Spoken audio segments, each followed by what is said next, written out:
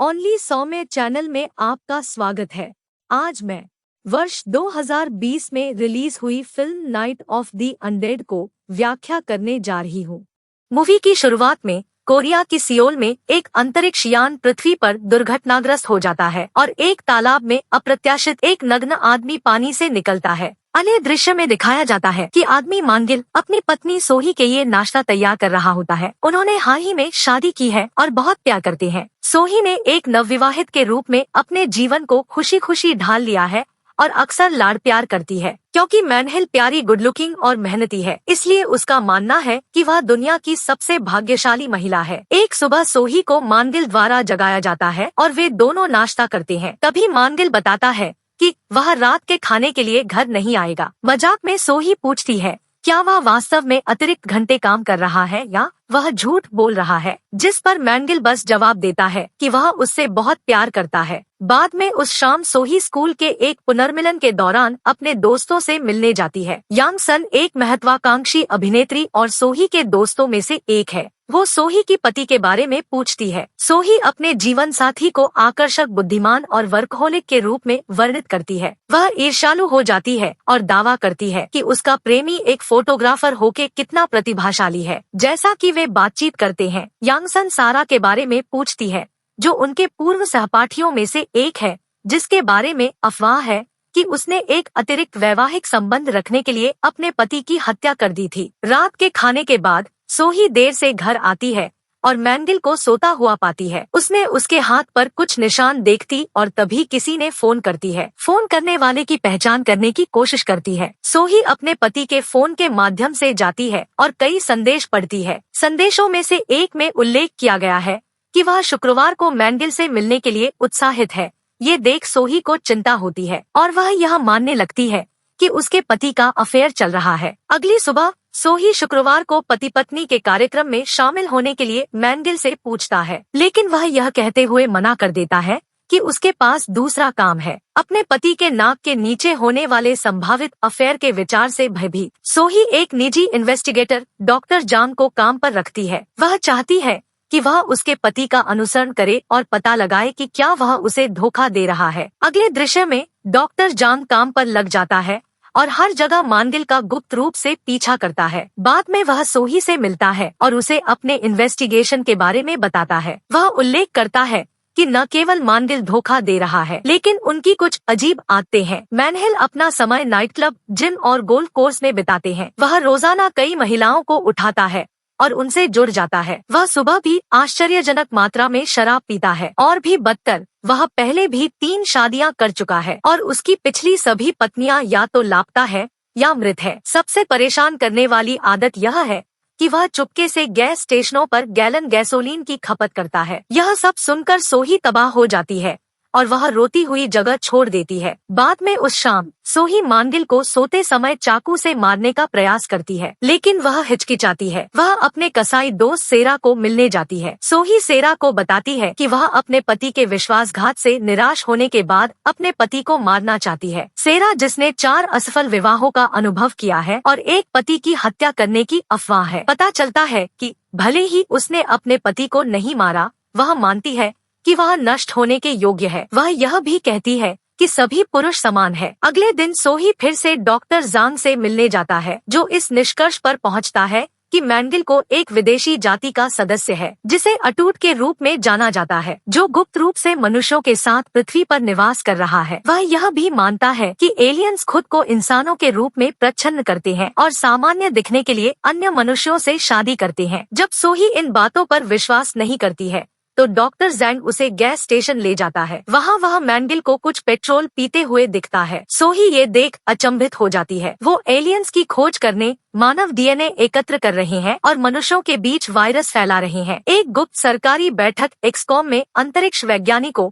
खगोल भौतिकविदों, सरकार और पुलिस की उपस्थिति में आयोजित की जाती है। एलियंस नेता मांगिल को पकड़ने का इरादा रखते हैं ताकि मानव के विनाश को रोका जा सके। अगले दृश्य में एक घबराया हुआ सोही घर वापस आती है और फ्रिज से पीने के लिए पानी लाती है। भाग्य से मैंगिल पहले ही पानी में जहर घोल चुका होता है और जल्द ही वह फर्श पर गिर जाती है। थोड़ी देर बाद मांगिल दिखाई देता है और उसे बेहोश देखकर खुश हो जाता है। वह तुरंत अपने कुछ दोस्तों को यह सुनिश्चित करने के लिए संदेश भेजता है कि कुछ भी संदिग्ध नहीं है। अगले दृश्य में दोनों अस्पताल में होते हैं और डॉक्टर घोषित करते हैं कि सोही मर चुकी है। उसके सभी हाई स्कूल के दोस्त भी वहाँ है और मांगिल तबाह होने का नाटक करता है और रोने लगता है। तभी सोहे को होश आ जाती है और वह नीला तरल जहर फेंक देती है जो उसने पहले खाई थी। मैंगिल स्पष्ट रूप से परेशान होता है कि उसका मिशन विफल हो गया है।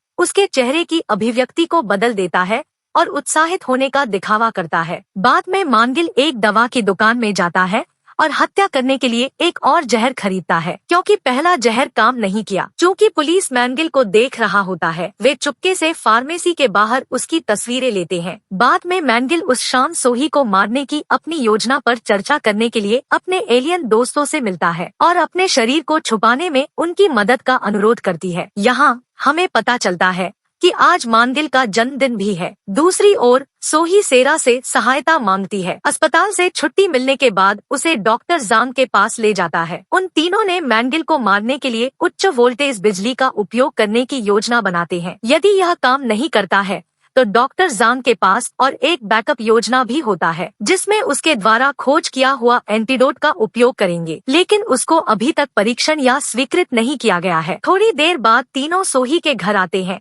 और तुरंत काम पर लग जाते हैं। डॉक्टर जांग बाथटब में एक उच्च वोल्टेज लाइन स्थापित करता है और उन्हें रिमोट दिखाता है जो एक साधारण लाइटर की तरह दिखता है। तभी दरवाजे की घंटी बजती है और विश्वास होता है कि मैंगिल आ गए हैं। तभी सेरा और डॉक्टर जांग बाथरूम में छिप जाते हैं। आश्चर्यजनक रूप से यांगसन अपने प्रेमी ब्रोकोली की तलाश में एक बंदूक के साथ दरवाजे पर आता है जो डॉक्टर जांग होता है। जब यांगसन सोही के घर की तलाशी लेती है तो उसे पता चलती है कि बाथरूम का दरवाजा अंदर से बंद है और मानती है कि उसका बॉयफ्रेंड अंदर है। वह दरवाजा खोलती है, लेकिन जब वह सेरा को देखती है तो वह घबरा जाती है और टॉयलेट से बाहर निकल जाती है। इस बीच डॉक्टर जांग पर्दे के पीछे बाथटब में छिपा होता है। लिविंग रूम में यांगसन सोही को बताती है कि अब वह मानती है कि डॉक्टर जांग उसे धोखा दे रहा है। यांगसन खुद को शांत करने के लिए धूम्रपान करने का फैसला करती है। क्योंकि उसके पास लाइटर नहीं होती है, वह बाथरूम से रिमोट कंट्रोल पकड़ लेती है। जब वह अपना बटन दबाती है तो डो झोंग को एक उच्च वोल्टेज बिजली का झटका लगता है। 3 लड़कियां डर के मारे टॉयलेट में भाग जाती हैं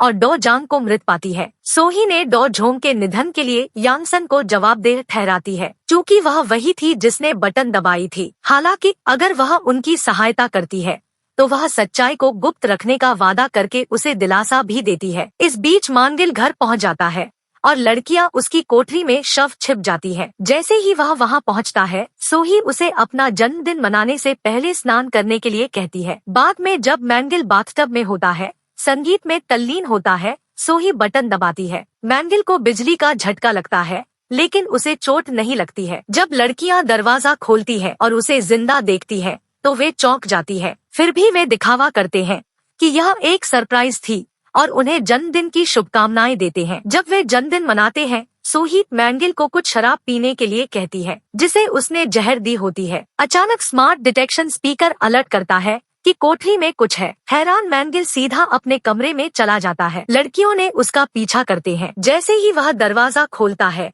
उसे पता लगता है कि जासूस जो अंदर है वो जिंदा है। मैंगिल सोचता है कि डॉक्टर जांग एक चोर है और उसे सिर पर प्रहार करके बेहोश कर देता है। यह सोचकर कि डॉक्टर आखिरकार मर चुका है, सोही ने मैंगिल को शव को दफनाने के लिए कहती है ताकि उसे हत्या के आरोप में गिरफ्तार न किया जाए। तभी मैंगिल के एलियन दोस्त उनके दरवाजे पर आते हैं जैसा कि उन्होंने पहले योजना बनाई थी, लेकिन चीजें वैसी नहीं रही जैसी उन्होंने उम्मीद की थी। वे झूठ बोल रहे हैं कि वो भी जन्मदिन मनाने के लिए वहां आए हैं। मैंगिल उन्हें पीने के लिए अंदर आमंत्रित करता है और जांग को दफनाने के लिए लड़कियों के साथ निकल पड़ता है। जैसे ही मैंगिल छेद खोदना समाप्त करता है, सोही उसे फावड़े से मारती है और 3 लड़कियां वो जासूस जांग के शरीर के साथ दफनाती है। यह सोचकर कि मैंगिल आखिरकार मर गया है, वे राहत महसूस करते हैं, लेकिन तभी उसका सिर छेद के माध्यम से ऊपर आ जाता है। यह देखकर लड़कियां घबरा जाती हैं और वहां से भागने के लिए अपनी कार में बैठ जाती हैं। दुर्भाग्य से मैंगिल छेद से निकलता है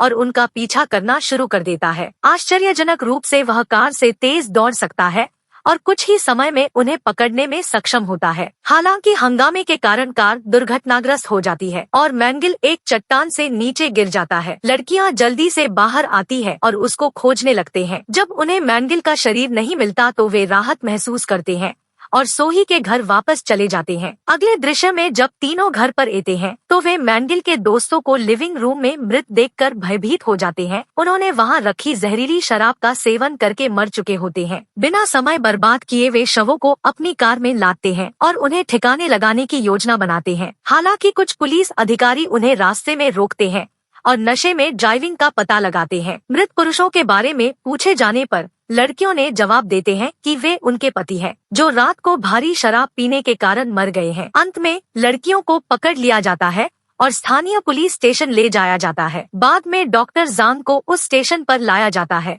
जिसे पुलिस ने गलती से एक बेघर आदमी समझ लिया होता है। आश्चर्यजनक रूप से डॉक्टर जांग ने बिजली के झटके के कारण अपनी याददाश्त खो दी है। लड़कियां भी उसे न जानने का नाटक करती हैं, क्योंकि वे और अधिक परेशानी में नहीं पड़ना चाहती। अन्यत्र जैसे ही मैंगिल चट्टान पर चढ़ता है उसे गैसोलीन के एक कंटेनर का पता चलता है। जैसे ही वह इसे पीता है उसके सभी घाव ठीक हो जाते हैं और वह स्वस्थ हो जाता है। इसके बाद वह उसी पुलिस स्टेशन जाता है जहां वह सोही और उसके दोस्तों से मिलता है। मैंगिल के अनुरोध पर पुलिस ने लड़कियों को जाने देते हैं और उन्हें पास के पुलिस स्टेशन में जांग को छोड़ने के लिए कहते हैं। कार के अंदर मैंगिल ऐसा काम करता है जैसे उसे कुछ भी याद नहीं है और लड़कियों को राहत मिलती है। हालांकि थोड़ी देर बाद वह बोलता है कि उसे सब कुछ याद है और अब वह सोही और उसके साथियों को मारेगा। भयभीत होकर सेरा अपना चाकू बाहर निकालती है और उसके सिर पर वार करती है। अंदर मारपीट के कारण गाड़ी एक और चट्टान से नीचे गिर जाता है। सौभाग्य से सोही, सेरा और यांगसन अभी भी जीवित होते हैं। वे क्षतिग्रस्त कार से बाहर निकलने और दुर्घटना स्थल से बाहर निकलने में एक दूसरे की सहायता करते हैं। मैंगिल भी जाग जाता है और उसके सिर में अभी भी चाकू रखा हुआ होता है। वह वाहन से बाहर निकल गया होता है। इस बीच तीनों लड़कियां छिपने के लिए एक कारखाने में जाते हैं, लेकिन मैंगिल उनको ढूंढ लेता है। जैसे ही वह अपनी पत्नी को मारने वाला होता है, बड़ी संख्या में एलियन अधिकारी वहां पहुंचते हैं और दोनों पक्षों के बीच जंग छिड़ जाती है। अब मैंगिल अपनी अलौकिक शक्तियों का उपयोग करके अधिकारियों को धोबी जैसा धो देता है। इस बीच डॉक्टर जांग सोही के पास जाता है और उसे वह एंटीडोट देता है जो उसने बनाया था। सोही तुरंत मैंगिल की पीठ में इंजेक्शन लगा देती है और आश्चर्यजनक रूप से यह काम करता है। मैंगिल थोड़ी देर के लिए जम जाता है और अंत में मर जाता है। एक साल बाद सोही, सेरा और यांग बाहर घूम रहे होते हैं जब डॉक्टर जांग अपनी प्रेमिका यांगसन के लिए फूल लेकर आता है। फिल्म समाप्त हो जाती है, लेकिन सोही एक गैस स्टेशन पर जाती है और एक गैसोलीन पाइप उठाती है, जैसे कि वह इसे पीने का इरादा रखती है। आज के वीडियो में बस इतना ही। मुझे आशा है यह आपको पसंद आया है। इस तरह की और मूवीज देखने के लिए और हमारी मदद करने के लिए लाइक बटन दबाएं और एक टिप्पणी भी छोड़ दें।